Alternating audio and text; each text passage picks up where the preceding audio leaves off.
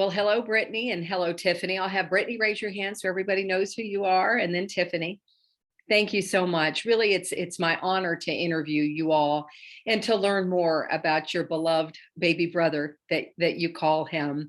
If you could use, I've read so many adjectives that you use to describe Tyler. What are the ones that come to mind most of all? And I'll start with you, Brittany. Yeah, I think first and foremost, he was that beloved baby brother. We called him Bubby often, and he was, even into adulthood, the baby of our family. We would constantly tease about how he was the favorite, and I think we all embodied that and loved him because of that. I would also say that he was the peacemaker, being the youngest and having two big sisters who were not afraid to fight each other. He was the one that could step in and calm things down and find the common ground between us. And then I think the other word that I would use that I don't think we get to talk about enough was fun and funny. And he had the best sense of humor and just really enjoyed life. He had so many interests and passions and was such a well-rounded individual, and was just a fun person to be around. Tiffany, how about you? Yeah, so I would kind of feed off that, but say passionate. He was so passionate about everything that he put himself into, whether that was sports or school or just extracurricular activities. I mean, he had so many activities and so many passions in his life. He loved to listen to music of every generation. He loved to read books and watch movies. We've always called him our movie man. Because since he was little, he would just sit in front of the TV and watch all sorts of movies. So passionate is one of the big ones. I would say fun loving. He was just always like the one who would come and give you a big hug whenever you needed it. Again, like Brittany said, he was the peacemaker, but he would just kind of sense when you were in a bad mood or when things were not going the way it should for you. He kind of sensed that, and he would just come and kind of give you a hug. And he had this big, huge hug. His shoulders were really broad. And so it was just like a comforting thing to feel him. So those are the two that I would say. Let's talk about the fact that before all of this happened and he started documenting after the Breonna Taylor case and then all of the protests and things that were happening in Jefferson Square, there was really an awakening with him that you all said happened. He started loving photography, and then he took a trip out west that was right before COVID hit. And you all felt that that was a real turning point in his life. Explain that to me. Yeah, absolutely. I think like many 20-something-year-olds, Tyler went through a process of finding himself and figuring out who he was and what he was passionate about and really purpose for his life. I think that was something that was top of mind for him, was understanding who am I in this world and what is my purpose going to be. And so he, while he had a corporate career with Papa John's and excelled in that and did a lot of really interesting things there, he also, as you said, had this passion for photography. And so he decided to take a road trip out west, just him and his dog in his blue truck. It sounds like a country song. He traveled for quite a few weeks exploring much of the American West and documenting his journey through some absolutely just stunning photography that we're so excited to have and to share with the world that he was able to capture. But it was through that trip and that solitude and that exposure to the beauty of what he saw as God's handiwork and God's creation. He really felt both his purpose as well as just how small he was in the grand scheme of things, and that his life could matter and that his life could be about something of purpose. And so he came back from that not only with a deep sense of faith and just, I think, a worldview and a perspective that was beyond himself, but really a purpose, and feeling like photography was something that he wanted to explore and he wanted to pursue more full time. And so he had made plans to move out to Los Angeles and pursue a life of creativity and hoping to try to make photography a profession for him at some point. So it was certainly a dream of his that he was making plans for, but I think could never have dreamed the exposure that his photography has now reached all over the world. So that is happening. Then George Floyd, Breonna Taylor, all of that happened. So Tiffany, take us through that metamorphosis at that time with your brother, and I guess shaped by the fact that you had an upbringing of equity and I guess, how these things in life figure in with his upbringing. Yeah. I mean, we've talked about it numerous times through text. He was like, Tiffany, I just can't believe that this type of stuff is going on still today.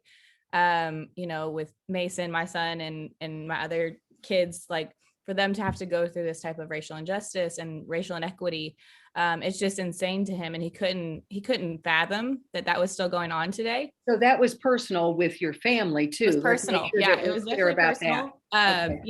With our family. But then growing up, he was like, I guess we never really saw the full scheme of everything that other people have to go through. We were always taught to see other people's colors and accept them for who they are. But at the end of the day, you don't see the downright ugliness that we see in our world. And so I think it was kind of a punch in the gut to see everything that was going on. And it was hard to grasp. But I think that it ended up being something that he became truly passionate about, and something that he wanted to see change in. He told me constantly, we have to see a change in the next generation because we can't let this continue to happen. So he continued to document that. And that's where those so powerful pictures that he took and was documenting the movements with the protests in Louisville. Were you ever concerned about his safety in those? I mean, did that ever come up with you all? Yeah, especially for, all of us did, but we talked to him that day, actually. That day in particular, it was supposed to be a little bit more aggressive or violent, whatever you want to say. There was expected group to come in of an anti-protester group. And so we knew that it was going to be a little bit more feisty. And so we asked him to stay home that particular night. And he just continued to be adamant and say, I just feel like a need to be down there. And I feel like it's something that I have to photograph and something that I have to document for everyone to see. And I believe in this cause and I believe in this passion. And so I think that I need to be down there. And so unfortunately, we weren't able to stop him that night. And his last text to you, Tiffany, in particular, I think there was one that he sent you that day, was there not? Yeah. Yeah, there was. It wasn't that day particularly. It was a little bit before that. But it was basically where he had went out a few nights prior, and they had saw a gentleman with a gun actually in the protest, and one of his friends told him to take a picture of this guy who was pointing his gun at the protesters, and Tyler put up his camera to take a picture. And when the flash went, the guy put his gun down. And he said, Tiffany, I can't believe that I may have saved somebody's life by taking a picture of this man. Sorry. He said, I just can't see this continuing to happen. I can't continue to see the racial inequity that we're seeing. We have to make a change for the next generation. And those words continuously resonate with me, that as hard as this foundation is at times, and as hard as the fight is at times, I have to keep going for him and the words that he put out, that we just must make a change for the next generation. Do you all hear him in your head? Do you have those conversations where you can hear him saying things to you all? And what would it be that he's saying? Honestly, he probably say y'all are crazy and I can't believe y'all are doing this, and y'all are nuts. And but I think that he would be so grateful and so proud of us for continuing to let his name live on and let the legacy and the cause live on. That's the most important thing that I think that he would be most passionate about. But yeah, I constantly hear him joking with us, like, are you all crazy? Like, what are you doing? Talk about that foundation, if you would, Brittany, because that's what started, and that is the legacy with what you all are doing in his name. Yeah, we are so honored to first and foremost carry on Tyler's name and his legacy. I think that's what resonates the most with me. The last text interaction that we have, that I had with Tyler, he talked about just how grateful he was for me as a sister. And I told him, my very last text message to him was that I was so proud of him and the man that he had become, and that I knew that God had great things in store for his life. And if I could have 5 seconds with him, I'd say the exact same thing all over again. And so that's what resonates with me. And the words that I think about is, how do I tell that story of the man that he became and of the incredible values that he lived out on a daily basis. And so that's what our foundation is all about, is trying to carry on that message of who he was, because Tyler was an individual that was genuinely interested in people he came across. He told the story of when he was traveling out west, he came across an elderly Native American woman, and he was able to sit down and just hear her story. A complete stranger, he was genuinely interested and wanted to know people's stories, and truly saw value in each and every person he came across. And as Tiffany said, was so passionate about that next generation, and creating a world that was inclusive and equitable for all people. And so that's ultimately what Building Equal Bridges, the Tyler Gerth Foundation, is all about. It's about carrying on his legacy and those values of inclusion and equity, and really trying to make the world a better place, and one that we can build bridges. There's so much that divides us, and that I think people see differences more naturally, but in reality, there's so much that draws us together, and there's so much common ground that we can find. And that's where building bridges comes into play, is how can we create those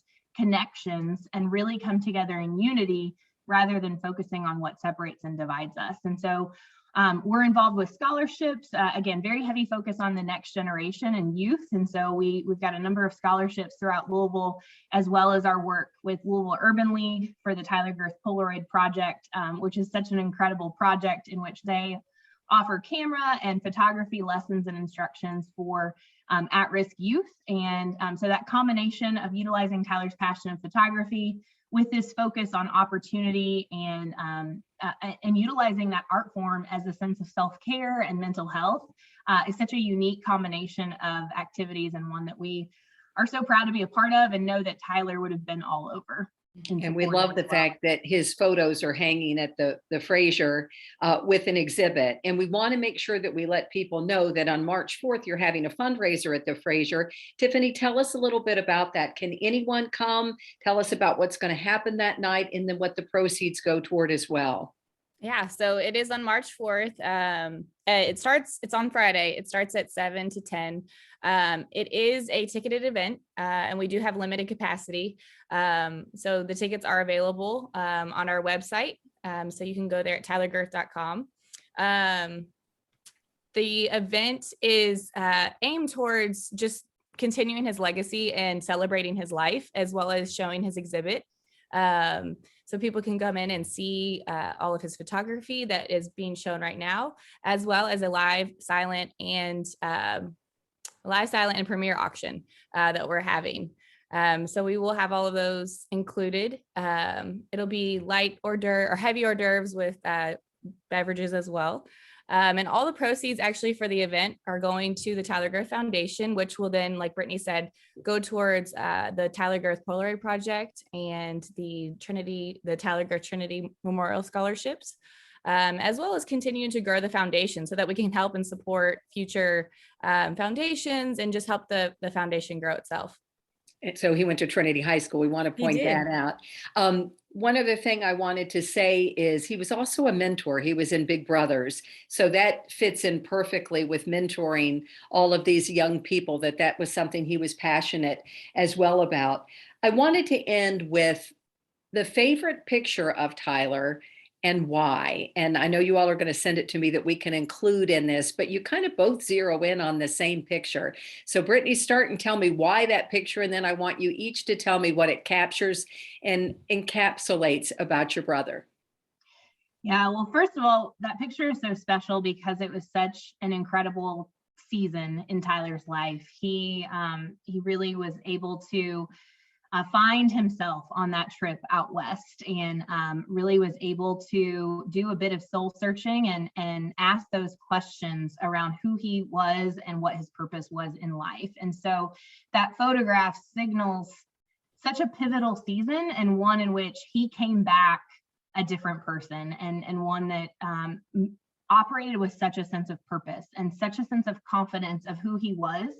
And he was so quick to love and to share and to be open about his just his affection for all of us. And he never hesitated to jump into whatever it was that he was passionate about. And I think so much of that was ignited and sparked on that trip out west. And so I think it's so meaningful because it's a sense of who he is and what he experienced.